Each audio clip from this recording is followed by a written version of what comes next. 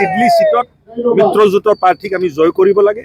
তাৰ ওপৰত কেনেকৈ পন্থা হাতত ল'ব লাগে, কেনেকৈ আমি কাম কৰিব লাগিব আৰু সকলোৱে মিলিজুলি আমি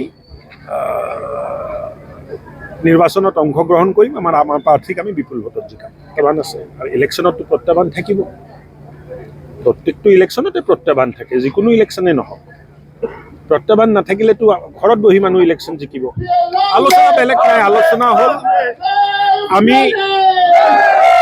বিজেপি, এজিপি, UPPL মিলি সিডলি সিটত মিত্ৰজোঁটৰ প্ৰাৰ্থীক আমি জয় কৰিব লাগে। তাৰ ওপৰত কেনেকৈ পন্থা হাতত ল'ব লাগে, কেনেকৈ আমি কাম কৰিব লাগিব আৰু সকলোৱে মিলিজুলি আমি নিৰ্বাচনত অংশগ্ৰহণ কৰিম। আমাৰ প্ৰাৰ্থীক আমি বিপুল ভোটত জিকাম। কেণ্ডিডেটৰ নাম ঘোষণা কৰিবই। UPPL দলে সময় অনুযায়ী ঘোষণা কৰিব। BPPও যিহেতু তাতে প্ৰাৰ্থী আগবঢ়াব, গতিকে কিবা প্ৰত্যাহ্বান আহিব নেকি? মইতো নাভাবোঁ যে প্ৰত্যাহ্বান আছে, আৰু ইলেকশ্যনততো প্ৰত্যাহ্বান থাকিব। প্ৰত্যেকটো ইলেকশ্যনতে প্ৰত্যাহ্বান থাকে, যিকোনো ইলেকশ্যনে নহওক। প্ৰত্যাহ্বান নাথাকিলেতো ঘৰত বহি মানুহ ইলেকশ্যন জিকিব। আমাৰ কৰণীয় আমি কৰিব লাগিব, ৰাইজৰ ওচৰত যাব লাগিব, ভোট ভিক্ষা কৰিব লাগিব, আমি কৰা ভাল কামবোৰ ৰাইজক জনাব লাগিব আৰু নতুন কি কাম কৰিম তাৰ প্ৰতিশ্ৰুতি দিব লাগিব।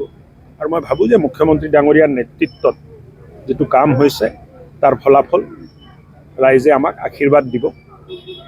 যিটো ভাল কাম মুখ্যমন্ত্ৰী ডাঙৰীয়াৰ নেতৃত্ব হৈছে, এই কামৰ ফল ভোট বাকচত EVM-ত আপোনালোকে চাবলৈ পাব। উপনিৰ্বাচনত 5টা হৈ আছে, কেইটা সিটত আপোনাৰ মিত্ৰজোঁটে জয়লাভ কৰিব? 5টাতে জয়লাভ কৰিব। উচ্চতম ন্যায়ালয়ে যিটো ব্যক্তিবৰ্গ হিচাপে উচ্চতম ন্যায়ালয়ে এটা ৰায় দিলে। ৰায় দিয়াৰ পিছত আৰু তাৰ ওপৰত মন্তব্য দিয়াটো একো নাথাকে। উচ্চতম ন্যায়ালয়ে যেতিয়া, সৰ্বোচ্চ ন্যায়ালয়ে যেতিয়া ৰায় এটা দিলে, তাকতো আমি সকলোৱে সন্মান কৰোঁ। উচ্চতম ন্যায়ালয়ক আমি সকলোৱে সন্মান কৰোঁ। আৰু যিহেতু আচুক ধৰি বাকী চব দল সংগঠনে স্বাগতম জনাইছে, তাত ক'ব লগাটো একো নাই।